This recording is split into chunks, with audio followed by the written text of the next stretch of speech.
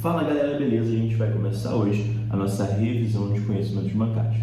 Essa revisão ela vai ser feita em duas partes, porque é a matéria, ao meu ver, uma matéria mais densa, a matéria mais extensa desse concurso. No nosso curso a gente teve aproximadamente 70 aulas, só para você ver o tamanho de conteúdo, quanta coisa que a gente precisa estudar, tá? São 23 itens, eu estou aqui com o edital aberto, e nessa parte a gente vai ver os primeiros itens, tá? Os primeiros itens até o item ali 7, até o item 7 dá pra gente ver, bacana, até o item 7, a gente vai ver então esse vídeo até o item 7 e no outro vídeo o restante. Então, sem mais enrolação, como funciona a revisão?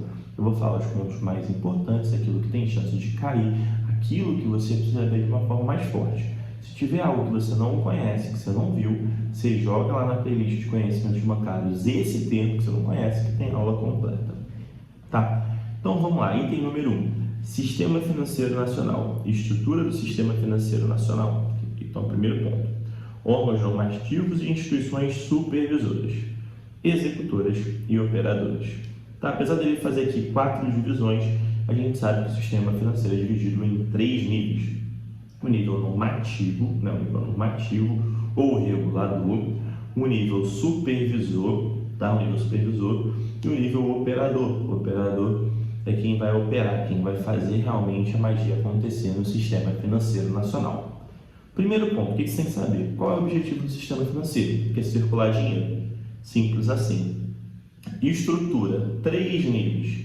Primeiro nível, tá? Quem é mais importante? São os órgãos normativos. Conselho Monetário Nacional, Conselho Nacional de Seguro Privado, Conselho Nacional de Previdência Complementar.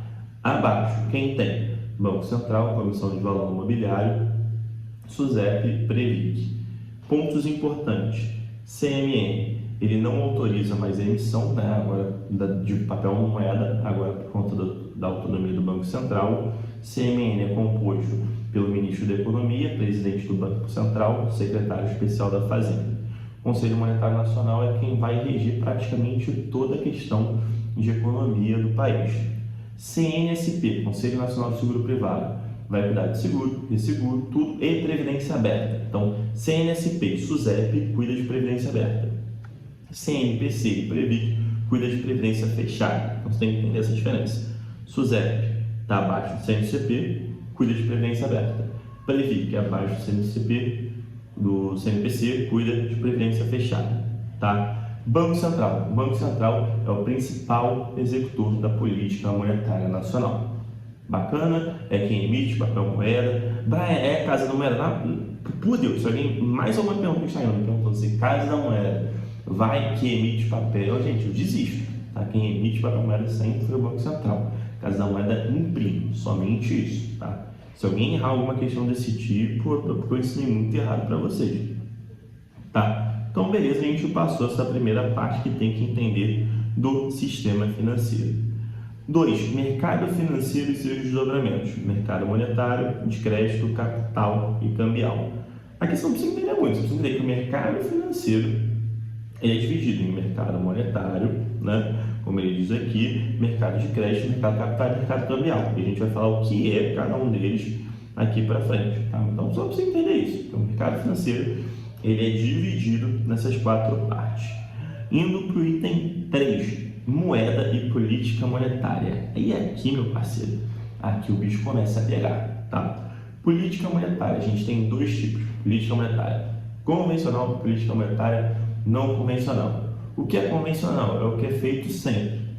Então, quais são as políticas monetárias que são feitas sempre?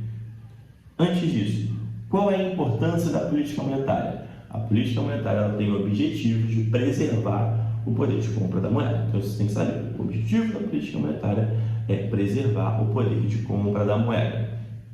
Quem é o principal agente executor da política monetária? Banco Central. Então, quem vai fazer essas políticas todas vai ser o Banco Central, porque ele que é o principal executor, é ele que executa isso. Gente, tudo muito simples, muito tranquilo. Mas quais são as políticas monetárias convencionais? São 4. Primeiro, teve essa semana, controle da taxa Selic. Controle da taxa Selic feito pelo Banco Central através do cupom. Tá? Então, esse é o primeiro ponto. Segundo ponto, Operações de redesconto. Redesconto é o que acontece. Vamos supor que o banco está precisando de dinheiro, o Banco do Brasil e tal, está precisando de dinheiro. Ele vai no Banco Central pedir um empréstimo do Banco Central. Esse empréstimo que o Banco Central faz para os outros bancos tem o nome de operação de redesconto. Então, o Banco Central controla com a taxa de juros e com o empréstimo de redesconto. Qual é a terceira forma? Open Market, um mercado aberto. O Open Market é o ambiente onde o Banco Central faz compra e venda de título público, tá? E através dessa compra e venda de título público, ele consegue controlar a política monetária, tá? E o quarto ponto, através do compulsório. O que é o compulsório? Toda vez que você vai lá e deposita um dinheiro no banco, você fala, botou R$1.000 no banco, esse dinheiro fica lá no banco. Para controlar, né, a economia, para o banco não ficar emprestando muito teu dinheiro, o Banco Central vai lá e fala, olha, o Brian depositou aí R$1.000 na tua conta aí no banco, você tem que depositar R$500 aqui no Banco Central, R$400 aqui no Banco Central. Então é isso que é o recolhimento ou o depósito compulsório. Qual o objetivo da política monetária? Controlar o poder da moeda, manter o poder da moeda. E o Banco Central ele faz isso através do controle de liquidez, ou seja, a quantidade de dinheiro que tem no mercado. Então, tem dois tipos de política monetária, tá? Não só a convencional ou a não convencional. Dois objetivos, vamos melhorar assim, de política monetária. Eu posso ter uma política monetária expansiva ou expansionista, que é quando eu quero aumentar a liquidez do mercado, ou seja, botar mais dinheiro no mercado, e eu posso ter uma política restritiva ou contracionista, que é quando eu quero tirar a liquidez do mercado, tirar dinheiro do mercado. Então você tem que entender essas 4 operações de política monetária, tanto expansiva quanto restritiva. Então, vamos lá, na taxa de juros. O governo ele quer tornar a política monetária mais expansiva com a taxa de juros. Ele vai diminuir a taxa de juros, porque diminuindo a taxa de juros, mais pessoas pegam empréstimo, mais dinheiro circula. Eu quero conter, eu quero tirar a liquidez, eu vou aumentar a taxa de juros porque menos pessoas vão pegar empréstimo, tá? E assim você tem que saber tudo, como funciona a política expansionista no redesconto, como funciona a política expansionista no open market, como funciona no compulsório e como que funciona a restritiva. A gente tem uma aula exclusiva disso. Você não sabe, isso você tem que saber muito, tá? Saindo da política monetária convencional, qual é a política monetária não convencional? O que é não convencional? O que você não faz sempre. Então você vai fazer a política monetária não convencional quando tem algum problema, quando a política monetária convencional não conseguiu resolver o problema. E a principal política monetária não convencional que a gente tem, que ficou muito em voga no período aí de pandemia, de problema de economia, foi o quantitative easing, tá? O que é o quantitative easing? O Banco Central, né, a autoridade financeira do país, tá? Ela cria dinheiro, então veja comigo, ela cria dinheiro e compra título público e título privado para aumentar a liquidez do mercado, tá? Então quantitative easing tem criação de dinheiro, compra de título público e privado e sempre vai ser uma política expansionista. Brian, auxílio emergencial foi uma política monetária não convencional? Foi. Tudo que é algo que não é feito de maneira convencional, que não é feita sempre, é uma política monetária não convencional. Mas o que você tem que entender melhor é o quantitative easing, que é que está expressa no edital. Beleza? Continuando. A taxa Selic, ainda no item 3. Taxa Selic é a taxa básica de juros, é que norteia a economia e é definida pelo Banco Central através das reuniões do Copom, tá? Simples assim. Taxa Selic é a principal política monetária convencional e tem o objetivo, né, de controlar a inflação. Operação compromissada, ainda no item 3. Operação compromissada é aquela onde eu vendo um título para você e me comprometo, por isso compromisso, né, de recomprar, te pagando uma taxa a mais por isso. Então, operação compromissada é toda operação que tem um prazo pré-estabelecido com uma taxa pré-definida e eu me comprometo a recomprar o título naquele prazo e naquele valor. Tá? Então, operação compromissada é isso. Você compra um papel meu, eu falo para você que eu vou recomprar no futuro, numa data X, te pagando a mais por isso. Tá? E ainda no item 3, a gente tem o debate sobre os depósitos remunerados. Quando saiu o edital, não tinha sido aprovada ainda a lei dos depósitos remunerados. Essa lei já foi aprovada. Então, o que a banca ela quer saber, ela deixou isso bem explícito, bem claro, é que ela quer saber sobre o debate. Então, viu muita gente, eu vou ter que ler a lei, eu tenho que entender a lei. Não, relaxa. Tá lá no edital. Abre o edital e vê se eu estou falando alguma coisa, alguma mentira. Vai estar lá escrito o debate dos depósitos remunerados. E o que acontece? Atualmente, o Banco Central ele faz a política monetária, ele controla a inflação através das operações compromissadas, através do open market. E essas operações compromissadas, né, esses compromissos que o Banco Central assume para controlar a liquidez do mercado, entram na dívida pública nacional. Tá? Entram na dívida pública nacional. Então, esse indicador da dívida pública, ele entra no teto de gasto do governo. Ele está aí, né, no que o governo pode gastar. E na maior parte das economias desenvolvidas do mundo, essas dívidas, essas operações que são realizadas para conter a inflação com fim de política monetária não pesam na dívida pública, tá? Então, o Estado brasileiro, por conta do teto do gasto e da dívida pública ser muito grande, né, principalmente dessas operações, fica faltando às vezes recursos para investir em saúde, para investir em educação. E daí surgiu a ideia de fazer os depósitos remunerados. Os depósitos remunerados são da seguinte maneira: os bancos vão de maneira voluntária depositar o dinheiro no Banco Central e o Banco Central vai pagar algo por isso. Na prática, né, vai continuar sendo dívida, quem vai continuar pagando é o governo. Só que para efeito contábil sai da dívida pública, então isso permite que o governo gaste mais. Na prática é isso, permite que o governo gaste mais. E aí, qual é o debate? Existem pessoas que são a favor do depósito remunerado porque o Brasil entraria num modelo de orçamento mais parecido com dos países desenvolvidos e essa dívida que o Banco Central contrai através das operações compromissadas não são dívidas de fato, são movimentos para a política monetária. Tá? Então tem um fim, não é se endividar porque está me faltando dinheiro, eu estou me endividando para controlar o poder da minha moeda. Então seria interessante o teu depósito remunerado. E quem é contra diz que isso vai ampliar muito a capacidade do governo se endividar. O governo brasileiro já é muito endividado, isso pode alavancar o risco, né, do Brasil. Então é esse debate que você tem que entender, que tem pessoas que são a favor do depósito remunerado, porque a gente teria um orçamento mais condizente com a realidade, tá? E uma questão técnica seria melhor, porque é dívida, né? Vai se pagar juros para isso, mas não é uma dívida porque está faltando dinheiro, é uma dívida necessária para a política monetária.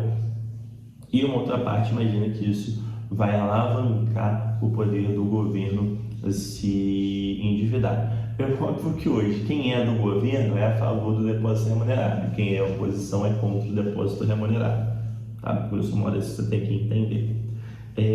Beleza, aqui a gente fechou o item 3, tá? Não tem muito o que falar. O item 4 é o orçamento público, títulos do Tesouro Nacional e dívida pública. Dívida pública a gente já falou um pouquinho agora, tá? Dívida pública é o que o governo precisa pedir emprestado para honrar seus compromissos. Então o governo ele tem um orçamento, ele tem que cumprir esse orçamento, né? Esse orçamento tem questão de saúde, tem questão de educação, tem questão de segurança, o governo precisa cumprir. Só que às vezes o que o governo arrecada de imposto não é suficiente para pagar esses compromissos. Então o governo vai lá, pega empréstimo, né? Pega dinheiro emprestado para pagar esses compromissos. Então você está pegando dinheiro emprestado e está ficando endividado. A esse conceito a gente se chama de dívida pública. Então, tecnicamente, a dívida pública acontece quando tem um déficit nas contas do governo. bonito, né? Dívida pública acontece ou a dívida pública aumenta por conta do déficit orçamentário do governo, tá? Se cair na redação um tema de dívida pública, se botar assim, dívida pública causada pelo déficit, nossa, você vai mandar muito bem, tá? Então é isso que é dívida pública. Por que os títulos públicos, né? Porque os títulos do Tesouro estão juntos nesse item vegetal? Porque os títulos do Tesouro são a forma mais comum do governo pegar dinheiro emprestado, principalmente aqui dentro do país. Tá? Então o governo ele vai, pega título, né? Emite título, você compra o título, põe o dinheiro para o governo vai fazer alguma coisa. Então o Tesouro Direto alavanca a dívida pública. Tá? E a gente fala também sobre orçamento público.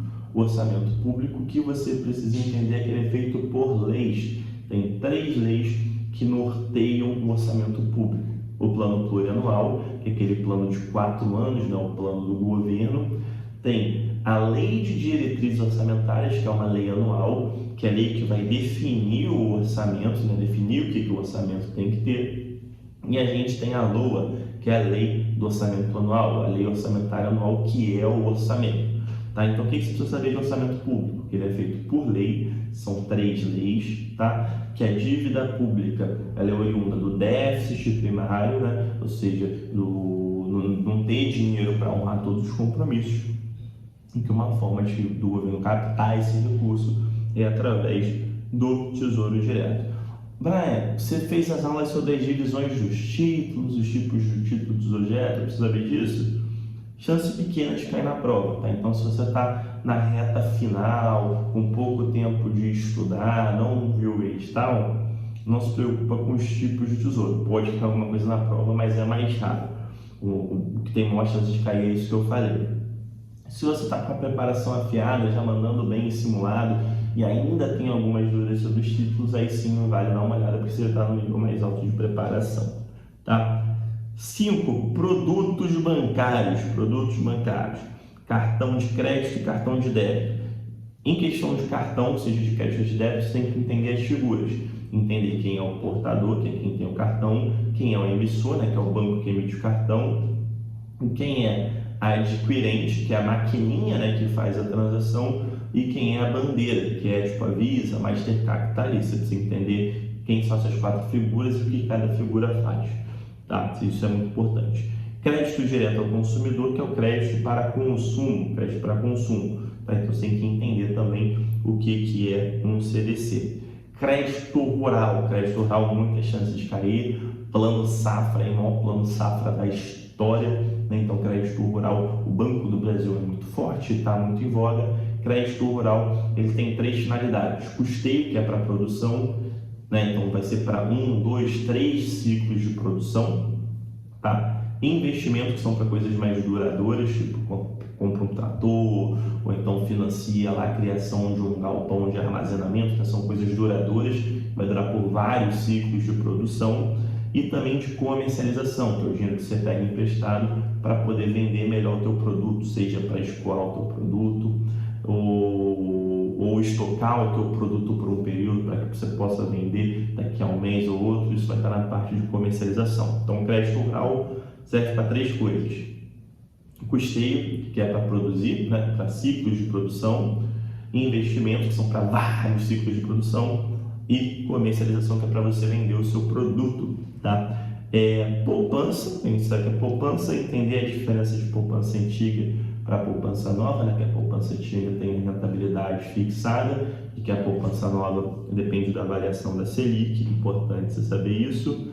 Capitalização, é importante você entender como funciona os tipos de capitalização, tá? Capitalização é o título que uma parte do valor que você põe é remunerado para você receber de volta, outra parte é para concorrer a sorteio. Importante você entender isso em capitalização. Previdência. Cara, previdência é o produto mais complexo que tem.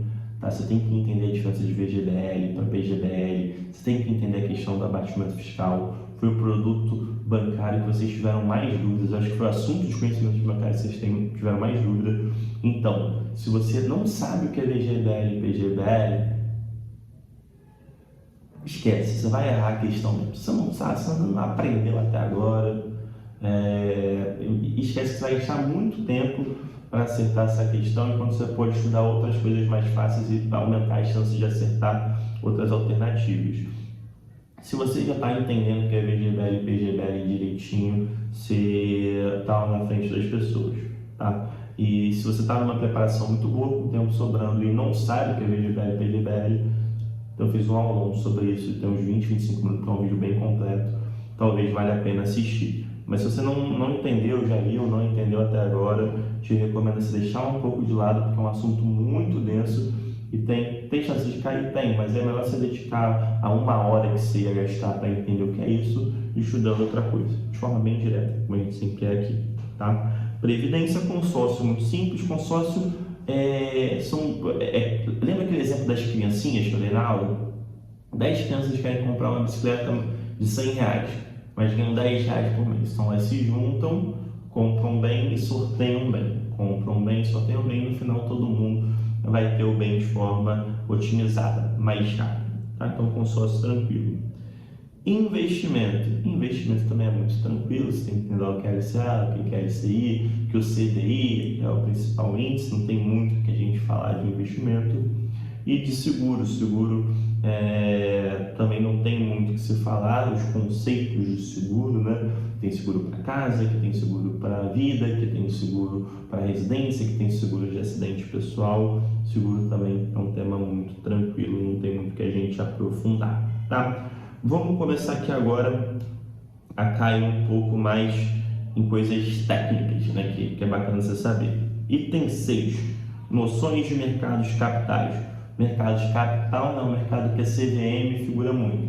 Mercado de capital ele envolve valores mobiliários, tá? Mercado de capital onde as grandes empresas pegam um empréstimo, pegam dinheiro para fazer os seus negócios acontecerem. Pequenas empresas vão no banco e pegam empréstimo. Grandes empresas vão na bolsa e lançam as suas ações, fazem uma oferta pública de ação. Então, ação está dentro do mercado de capital. Lançam debêntures, está no mercado de capital. Então, o mercado de capital ele vai envolver valores imobiliários. Brian, o que são valores imobiliários? Ações, debêntures, notas promissórias, são títulos das empresas, tá? Brian, título público federal é um valor imobiliário? Não, não é. Por quê? Porque não é de empresa, do governo, tá? Está disposto isso em lei. Então, mercado de capital, somente empresa, papéis de empresa, onde as empresas captam recurso. Simples assim. Noções do mercado de câmbio. Câmbio tem muita coisa que cai, né? Tem muita coisa que pode cair no mercado de câmbio. A gente viu que tá com muita força no edital. Mercado de câmbios, tem que saber quais são as instituições autorizadas a operar e o que podem fazer. Então, dá uma olhadinha na aula, eu botei lá bem definido, é algo que você precisa gravar, é mais decoreba do que ensinamento, então dá uma olhada na aula específica, tá? Regime, vamos até seguir aqui um pouco, item 8, regime de taxa de câmbio, né? Fixa, flutuante e regime intermediário. Taxa de câmbio fixa é quando o governo define, olha, R$1 vai ser $1 e que se dane a variação, $1 vai ser sempre R$1. Como já foi um tempo, tá? Flutuante é quando você deixa o mercado definir qual vai ser o valor do câmbio, lembrando que o Banco Central ele pode intervir, se o dólar estiver aumentando muito, ele pode vender dólar, pode comprar dólar para intervir, mas ele não define um valor, tá? Porque teve um aluno que perguntou isso. Brian, falaram que a taxa de câmbio do Brasil é flutuante, mas o Banco Central intervém. Isso daí não tem problema, o Banco Central tem que fazer isso mesmo, porque controlar o câmbio é também uma questão de política monetária, para você preservar o valor da sua moeda. O que não pode é definir. Então, câmbio fixo, você define a taxa. Câmbio flutuante, você deixa as coisas acontecerem. E tem um regime intermediário. O regime intermediário ele pega um pouco dos dois, um pouco do fixo e um pouco do flutuante. Ele fala tipo assim, olha, o dólar pode variar entre R$3 e R$4, mais do que isso não pode. Então, perceba, ele não é fixo, porque ele tem dois valores. Aqui dentro ele vai ser flutuante, mas não pode ser mais do que isso, nem menor do que isso. Então, é uma questão intermediária, tá? Item 9, taxa de câmbio nominal e real. A gente viu isso também, é um cálculo. Taxa de câmbio nominal é que a gente vê. Então, $1 vale R$5,25, isso é o nominal. A real é quando a gente faz a divisão de preço, né? Aí eu compraria esse produto por taxa X, por tantos dólares, e compro o mesmo produto por tantos reais. Você faz a divisão, você chega à taxa real. Eu ensinei isso na aula, a conta, tá? Impacto das taxas de câmbio sobre as exportações e importações. Item 10. Simples. Quando o dólar está mais alto, isso favorece as exportações, né? Dólar mais alto, fica mais barato para comprarem da gente, a gente exporta mais. Quando o dólar cai, né? Quando o dólar está mais fraco, a gente exporta menos, porque os produtos ficam mais caros para os gringos. Então eles tendem a comprar menos, tá? E é importante saber isso porque isso impacta na balança comercial favorável, tá? Então é muito importante você entender a questão do câmbio e exportação. Quanto maior o câmbio, melhor para quem exporta, tá? Porque os gringos querem comprar mais. Diferencial de juros internos e juros externos. Juros internos é os juros do Brasil, a Selic. Os juros externos é o juro lá de fora. Simples. Prêmios de risco, tá? Isso no item 11. Prêmio de risco. Prêmio de risco é o seguinte: se eu invisto numa aplicação sem risco, para eu investir numa aplicação com risco, eu tenho que ter um prêmio de risco. Então vamos supor, a poupança antiga rende 6,16 ao ano. Para eu investir no mercado de ação, eu tenho que ter uma perspectiva de ganhar mais do que 6,16 ao ano, porque senão não vale a pena, não vale a pena eu correr o risco. Então eu tenho que ter um prêmio de risco, eu tenho que ter um valor a mais, eu tenho que ter uma chance de ganho a mais do que uma aplicação comum, tá? Só que esse conceito de prêmio de risco, ele está na parte de câmbio. Então o que isso significa? Para o Brasil valer a pena para os investidores lá de fora, tem que estar pagando muito mais do que eles ganhariam lá fora por conta do prêmio de risco, porque o Brasil é um país mais arriscado para se investir, tá? É isso. Fluxo de capital. Fluxo de capital é a entrada e saída de dinheiro do país. Então o que acontece com o fluxo de capital? Se o fluxo de capital está de dólar saindo do país, o dólar ele vai aumentar, né? Ele vai aumentar. Se o fluxo de capital está com dólar vindo do país, a taxa de câmbio ela vai diminuir. Mais dólar na nossa economia, dólar mais baixo. Mais dólar saindo da nossa economia, dólar mais caro. Tá? Se entende isso, você mata qualquer questão de câmbio, tá? Então, beleza, a gente matou até o item 11, tá? Matou câmbio. Item 12 já começa a falar de operações do mercado interbancário. Eu vou fazer um outro vídeo para isso não ficar muito longo, tá? Pelo que eu vi aqui já está dando quase meia hora, você já deve estar um pouco cansado. Foi pauleira, foi muito rápido, muita informação, mas é o que eu disse.